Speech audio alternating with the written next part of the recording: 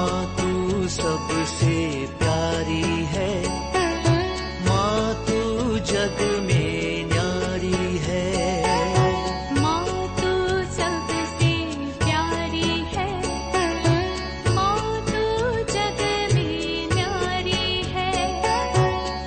अपने आंचल में रखना, अपने आंचल में रखना। हमें वरदानों से भरना। माँ तू सबसे प्यारी है, माँ तू जग में न्यारी है। माँ तू सबसे प्यारी है, माँ तू जग में न्यारी है। पिता पुत्र और पवित्र आत्मा के नाम पर आमीन। आप सबों को जय यीशु। हम लोग यात्रा करते करते फ्रांस की ओर अभी बढ़ रहा है।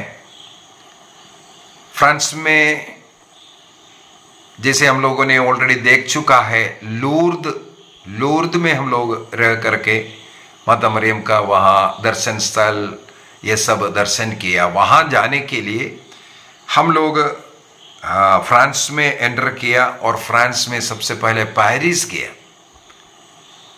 फ्रांस का सबसे सुंदर और टूरिस्ट वगैरह घूमने वाला एक महत्वपूर्ण डेस्टिनेशन है पेरिस। बहुत ही फेमस जगह। वहां पर हमें मालूम है ईफल टावर, उस टावर में चढ़ना, उसको देखना और वहां पर बोटिंग, और उससे बढ़ करके फ्रांस के अंदर पेरिस के अंदर सबसे फेमस नोट्रे डाम जो चर्च है, यहाँ सब जाने का हम लोगों को मौका मिला। तो आज सबसे पहले हम लोग जाएंगे ईफल टावर देखने।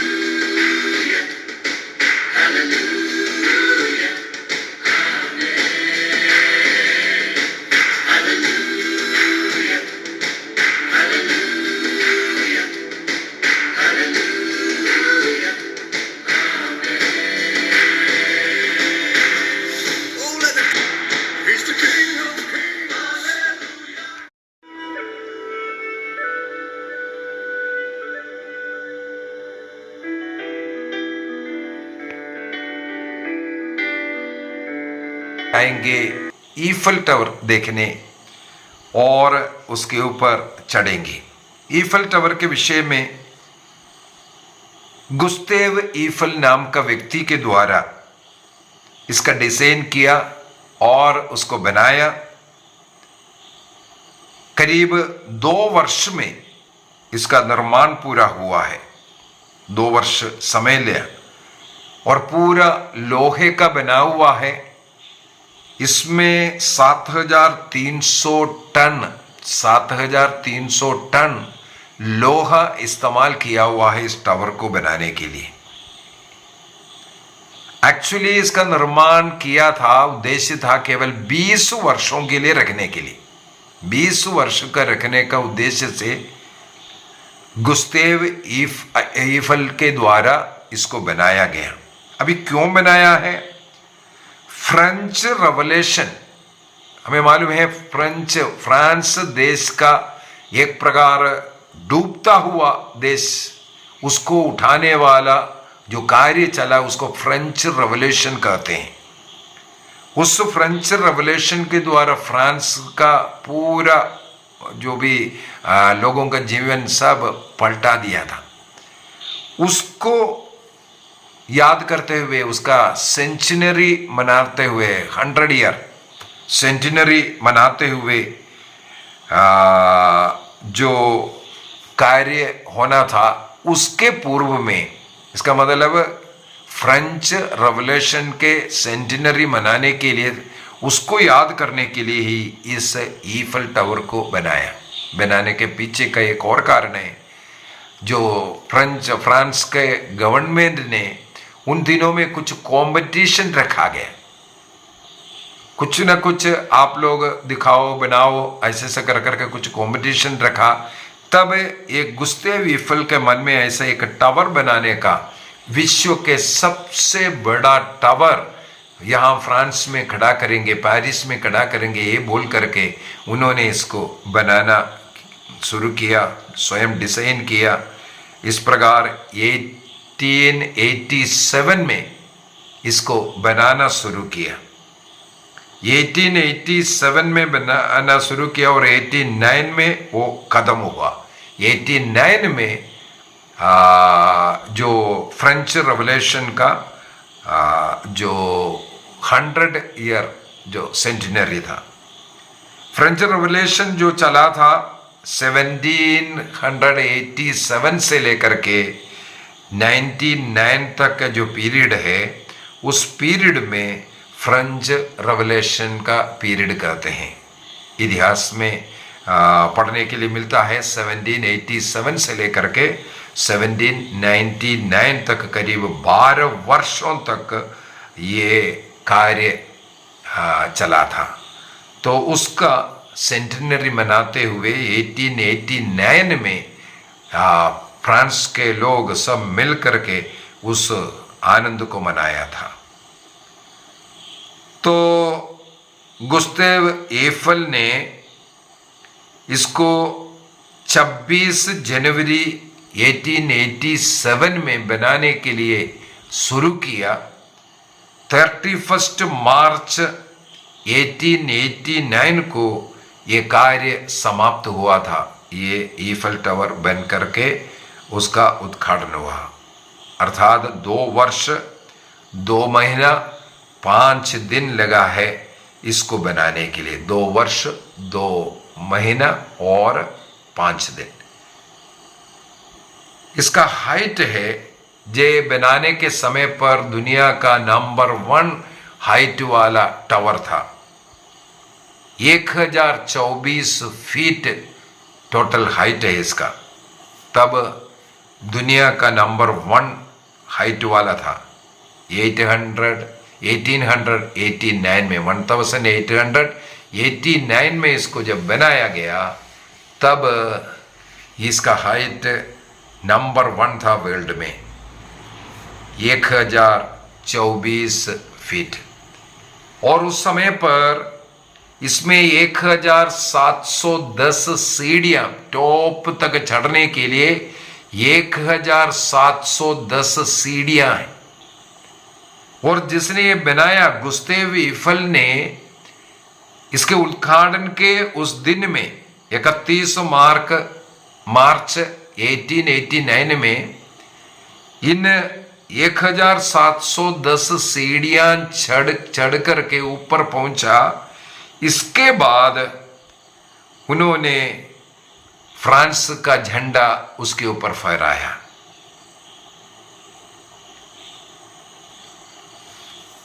यह है इसका एक बहुत बड़ा एक इतिहास।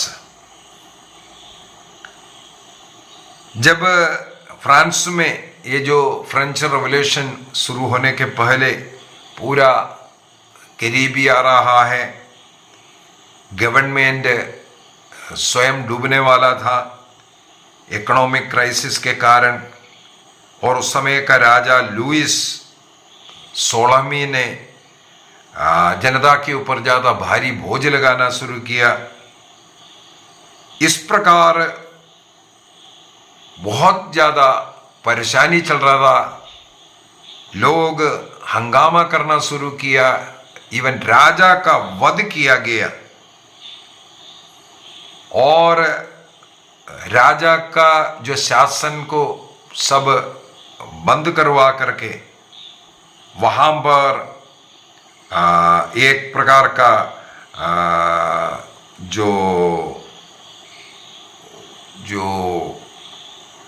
इलेक्टेड पीपल का गवर्नेंस शुरू कर दिया।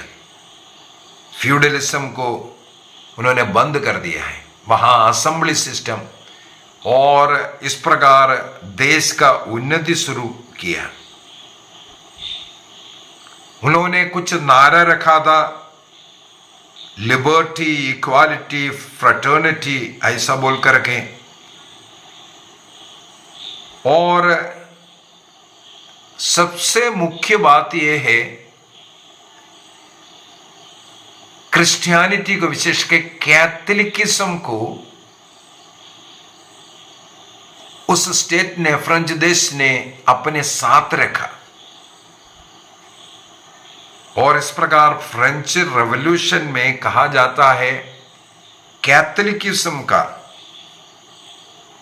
बहुत ही बड़ा एक और हाथ है, चाहे वो आध्यात्मिक नजर से देखें या भौतिक नजर से देखें, उस देश को बचाने का एक रोल कैथोलिक चर्च का भी था। क्योंकि कल में उसका भी एक उदाहरण के तौर पर नोट्रेडाम जो कैथेड्रल है उसको दिखाऊंगा कल के क्लास के अंदर। आज हम लोग ईफल टावर को देखेंगे और उसकी सुंदरता, और वहाँ से पूरा पेरिस उस प्रदेश हम लोगों को दिखाई देता है, वो सब उसका मजा लेंगे। और उसके सामने से बहने वाला ये जो नदी है, सीन नदी, कल उसमें हम लोग बोटिंग भी करेंगे और साथ ही साथ नोट्रेडाम जो कैथेड्रल है उसको भी हम लोग देखेंगे।